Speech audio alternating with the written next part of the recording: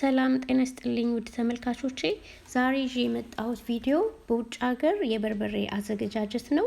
መጀመሪያ ላይ እንዳያችሁት ሽሮም ከጎኑ አለ። በጣም ቆንጆ ሽሮ ማዘጋጅቻለሁ። ግን ለዛሬ የበርበሬውን ብቻ ነው ማሳያችሁ። የሽሮም ቪዲዮ አፕሎድ አደርግላችኋለሁ ሰሞኑን። እዚህ ጋር ደግሞ የታሸገ በርበሬና ሽሮ ይታያል። ያለ ምን እንደሆነ መጨረሻ ላይ ማብራሪያ ይኖረኛል። አብራችሁን ቆዩ።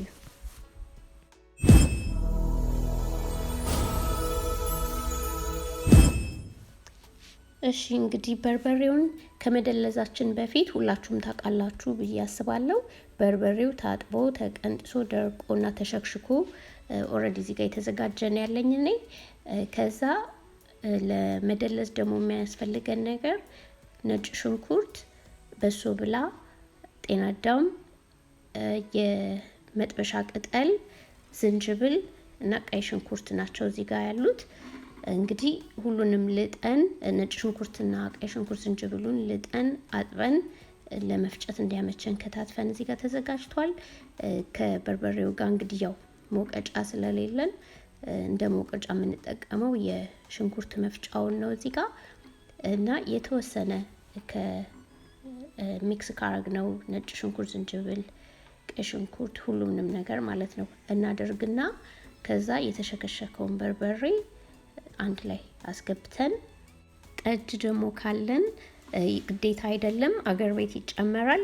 አይ ቲንክ የሚጠቅመው እንዲያያዝን በርበሬው ለፍሌቨርም ነው የሚጠቀሙበት እና ትንሽ ጠጅ ጠብ እናደርግበታለን። አሁን ይሄ ፕሮሰስ መደለዝ መሆኑ ነው እና ከድነን ብሌንድ እናደርገዋለን ለተወሰነ ደቂቃ። እና ነጭ ሽንኩርት ቀይ ሽንኩርት ምናምን ደግሞ ምን ያህል ነው የምንጠቀመው የሚለውን እኔ በብዛት በጣም ስላዘጋጀሁት ይሄንን ለእናንተ በ10 ኪሎ ልንገራችሁና ቤታችሁ ማዘጋጀት ከፈለጋችሁ በትንሽ በ1 ኪሎ ሚሆን 2 ኪሎ አካፍላችሁ መጠኑን ማስተካከል ማለት ነው በምትፈልጉት መጠን። እዚህ ጋር አሁን እኔ ለ10 ኪሎ በርበሬ 4 ኪሎ ነጭ ሽንኩርት፣ 2 ኪሎ ቀይ ሽንኩርት እና ዝንጅብል ብዙ አይደለም ወደ ሩብ ኪሎ ምናምን ቢሆን ነው ቅድም እንዳያችሁት ማለት ነው። እና የስጋ መጥበሻ የምትፈልጉትን ያህል መጨመር ትችላላችሁ። ቢበዛም ብዙ ችግር የለውም። ጣዕሙ እንደውም ይጨምረዋል። በሶ ብላውንም እንደዛ እንዳላችሁ መጠን እርጥብ ካላችሁ እርጥቡን ከሌለ ደግሞ በኋላ ደረቁን ግን እዚህ ሀገርም ስላለ የትም ሱፐርማርኬት ታገኛላችሁና እሱም ይሆናል የአገር ቤቱ ከሌላችሁ ማለት ነው። ያው እንግዲህ መፍጫችን ብዙ ጊዜ ሁሉንም ስለማይችለው በብዛት የምናዘጋጅ ከሆነ እንደዚህ እየቀነስን ደጋግመን መደለዝ ነው። በርበሬ የግድ መደለዝ የለበትም። እንደዚህ ሽንኩርት ምናምኑ ለብቻው ፈጭተን አድርቀን መጨመር እንችላለን። ግን ሲደለዝ አያቃጥልም። ያልተደለዘ በርበሬ ብዙ ጊዜ ያቃጥላል ከተደለዘው ማለት ነው።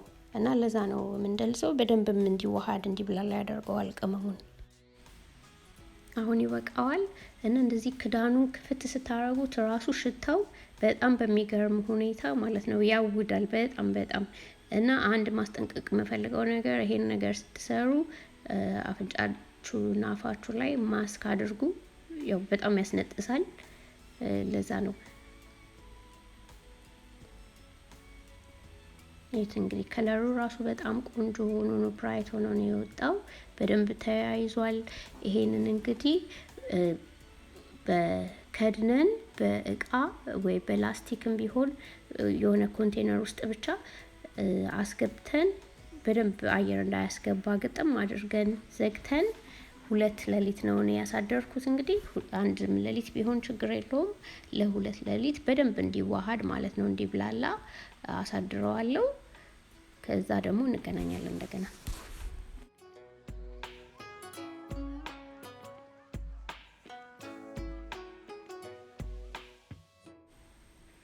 እሺ 2 ቀን ካደረ በኋላ እንግዲህ ይሄን ይመስላል። እኔ በባሊ ነገር ነው ክዳኑም ግጥም ስለሚል በባሊ ነው ያቆየሁትና ከ2 ቀን በኋላ እንደዚህ በደንብ ተዋህዷል። አሁን ፀሐይ ካለ ፀሐይ ላይ እናሰጠዋለን። በብዛት ለምታዘጋጁ ሰዎች ግን አድቫይዝ አላደርጋችሁም። በዊንተር አትስሩት፣ በጣም ከባድ ነው የሚሆነው ለማድረቅ ብዛት ካለው። ትንሽ ከሆነ ግን ችግር የለውም፣ በኦቨንም ማድረቅ እንችላለን። እና እንደዚህ ደጅ ፀሐይ ላይ ይሄ ሰመር ላይ የተዘጋጀ ነው እና ፀሐይ ላይ በደንብ ዝርግት አድርገን ቆሻሻ ንፋስ ምናምን የማይገባበት ማለት ነው መሬት ላይ አናድርግ። ምንድነው ማድረቂያችንን ፍላት መሬት ላይ አናድርገው። ለምን ንፋስ ሲመጣ አቧራ ምናምን ይገባበታልና ትንሽ ከፍ አድርገን በሆነ ነገር መዘርጋት እና መድረቁ እንደ ቀኑ ፀሐይ ሙቀት ይለያያል። ያው 2 ቀን 3 ቀን ሊወስድ ይችላል እንግዲህ እንዳላችሁበት እንደምትኖሩበት ቦታ ማለት ነው።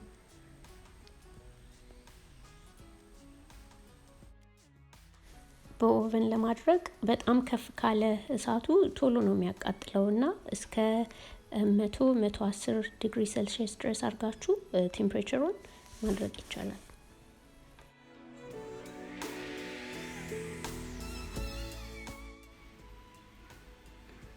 እዚህ ጋር እንደምታዩት እንግዲህ በደንብ ተያይዟል፣ በደንብ ተዋህዷል እና በስሱ ቦታ ካላችሁ ግቢያችሁ ውስጥ ከጓሮ በደንብ በሰፊ እቃ በትልቅ ነገር ዘርግታችሁ በስሱ ዘርግታችሁ ቶሎ እንዲደርቅ ማለት ነው እንደዛ ማድረግ ትችላላችሁ።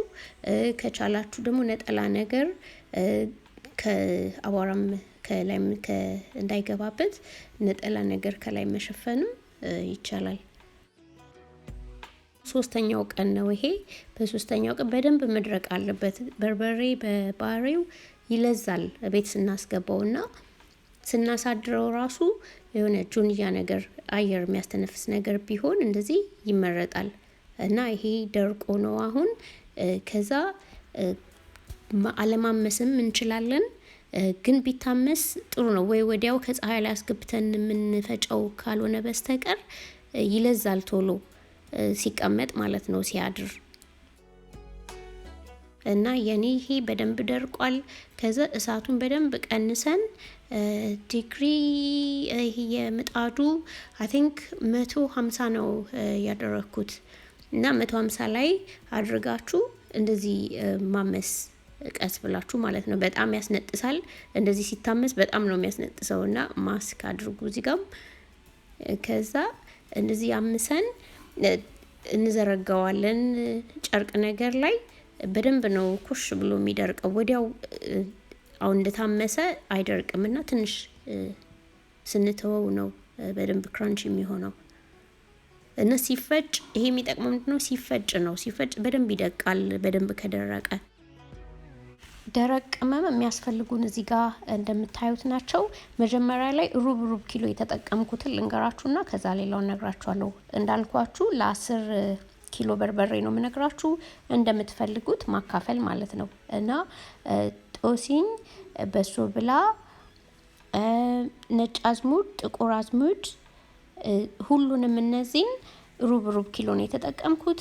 ኮረሪማ 1 ኪሎ ነው የተጠቀምኩት። ሌሎቹን ግን ምንድነው ድንብላል፣ ጤና አዳም ፍሬው በጣም በትንሹ፣ ሮዝመሪ ደግሞ ይሄ የስጋ መጥበሻ የተፈጨውን ወይ ደግሞ ደረቅ ባይደቅም እንደዛ ደረቁ ካላችሁ እንደዛ አድርጉ። ቅርንፉድ፣ ቀረፋ፣ እርድ ለሚፈልግ ሰው ያው ለጣዕም ነው ትንሽ መጨመር ሳይበዛ ይቻላል ማድረግ ይቻላል። ቁንዶ በርበሬ፣ ጥምዝ፣ አብሽ ታምሶ ሁሉም ነገር ይታመሳል። ባይዘው እዚህ ጋር ያሉት በሙሉ ለየብቻ ማለት ነው። ነትሜግ ይሄ ድቡልቡሉ የምታዩትን በአማርኛ ሶሪ አላቀውም። ነትሜግ ትንሽ እንትን ማለት እንችላለን፣ ፈቅፍቀን መጨመር እንችላለን። እኔ ኮሰረት ማስገብቻለሁ ትንሽ እና ኦሬጋኖ አርጌያለሁ። እነዚህ አሁን የነገርኳችሁን እዚህ ስዕሉ ላይ እንደምታዩት በእቃ ማለት ነው። በቃ በሻይ ብርጭቆ ግማሽ ምናምን ነው የጨመርኩት። አብሽም አታብዙ፣ ብዙ አያስፈልገውም። እንደዛ ማድረግ እንችላለን። ጨው ለ10 ኪሎ በርበሬ ግማሽ ኪሎ ነው ያደረኩት እኔ፣ ግን እንደ ፍላጎታችሁ። ግን ከበቂ በላይ ነው፣ ግማሽ ኪሎ ራሱ ይሰማልና በቂ ነው። ከዛ አምሰናቸው ከቀዘቀዙ በኋላ ሁሉንም ቅመም አንድ ላይ እናደርገውና እዚህ ጋር ማስጠንቀቂያ በርበሬው ጋር አታደባልቁት ወዲያው የምታስፈጩት ካልሆነ በስተቀር ያለዛዋል በርበሬ ሲያድር ይለዛልና አታደባልቁት ወዲያው የምትፈልጉትን ያህል ብቻ ያደረጋችሁ አዋህዳችሁ በደንብ ከዛ መፍጨት ማለት ነው። በትንሹ ለምታዘጋጁ ሰዎች የቅመም መፍጫ በትንሹም ቢሆን የቀነሳችሁ በትንሹ መፍጠጥ ትችላላችሁ። የኔ በጣም በብዛት ስለተዘጋጀ አቅራቢዬ የምኖርበት ጋር ወፍጮ ቤትም ስላለ ወስጄ ነው ማስፈጨው። ግን ለእናንተ ለማሳየት አንድ ጊዜ በመፍጫ አሳያችኋለሁ። ቅመሞቹ የኔ ከአገር ቤት የመጡ ናቸው። ያው ለምትፈልጉ ሰዎች ሀበሻ ስቶሮች ውስጥ አታጡም። እንደገና ደግሞ እዛም አካባቢያችሁ የሀበሻ ሱቅ ከሌለ ደግሞ ኤዥያን ሱቆች የፓኪስታን ምናምን ሱቆች አይጠፉም። ለቻናል አዲስ የሆናችሁ ሰብስክራይብ ማድረግ አትርሱ። ያው አዲስ ቪዲዮ ስሰራ ደግሞ እንዲደርሳችሁ የኖቲፊኬሽን በተኑን ተጫኑ። ቅድም መግቢያ ላይ እንዳሳየኋችሁ ሽሮ በጣም ቆንጆ የሆነ ምጥን ሽሮ ማዘጋጅቻለሁ። ይሄ ቪዲዮ በአንድ ጊዜ በጣም እንዳይረዝምባችሁ ብዬ ነው አንድ ላይ ያላደረኩት፣ ግን ሰሞኑን እሱን አፕሎድ አደርግላችኋለሁ። እንግዲህ ለእናንተ ለማሳየት ያህል አንድ ጊዜ ፈጭቻለሁኝ። እንደምታዩት ይሄ በአንድ ጊዜ 1 ኪሎ ይፈጫል እና በርበሬው በጣም ቆንጆ በጣም ከምትጠብቁት በላይ ነው። የእውነቴን ነው። እና ከሀገር ቤት ያልመጣ በርበሬ አይመስለንም ብዙ ጊዜ፣ ግን ይሄ በጣም ቆንጆ ሆኖ ነው። ሽታው ራሱ ገና ስትከፍቱት እንደዚህ ተፈጭቶ በጣም ያውዳል። ጣዕሙም በጣም ቆንጆ ነው። ከለሩም እንደዚህ እንደምታዩት እንግዲህ ደንበኛ በርበሬ ነው። የሀገር ቤትን የሚያስንቅ በርበሬ ነው የእውነት ለመናገር ማለት ነው። እና በጣም ቆንጆ ነው። እስካሁን ድረስ እንግዲህ ስለተከታተላችሁኝ አመሰግናለሁ። ይሄ ቪዲዮ ይጠቅማችኋል ብዬ አስባለሁ። ስፔሻሊ በርበሬ ከሀገር ቤት ማስመጣት ለማትችሉ ወይ ደግሞ የሚሸጥበት አካባቢ ለማትኖሩ ሰዎች እንደዚህ ማዘጋጀት ለምትፈልጉ አይዲያውን ይሰጣችኋል ብዬ አስባለሁ። መግቢያ ላይ እንደተናገርኩት እንግዲህ ታሽጎ ያያችሁት በሙሉ በርበሬና ሽሮ ኦርደር የተደረገ ነው፣ የተከፈለበት ነው። ግን በጣም በብዛት ለምትፈልጉ ሰዎች ሬስቶራንትና ሱቅ ያላችሁ ሰዎች ፌስቡክ ላይ ኮንታክት ማድረግ ትችላላችሁ። ሌላው ደግሞ በተጨማሪ ገብስ የምትፈልጉ ኦርጋኒክ ገብስ ማቅረብ እችላለሁ፣ ለእንጀራ የሚሆን ማለት ነው። እሱንም በብዛት ኦርደር ማድረግ የምትፈልጉ ሰዎች ሜሴንጀር ላይ ፌስቡክ ሜሴንጀር ላይ ኮንታክት አድርጉኝ። በጣም ከይቅርታ ጋር ለጊዜው ዩኬ ብቻ ነው ኦርደር መቀበል የምንችለው፣ ግን ወደፊት የተቀሩት ዩሮፕ ሀገሮች ለመላክ እንሞክራለን። ለአሁን ግን ዩኬ ብቻ ነው። እስካሁን ስለተከታተላችሁኝ በጣም አመሰግናለሁ። በሌላ ቪዲዮ እስከምንገናኝ ሰላም ቆዩኝ።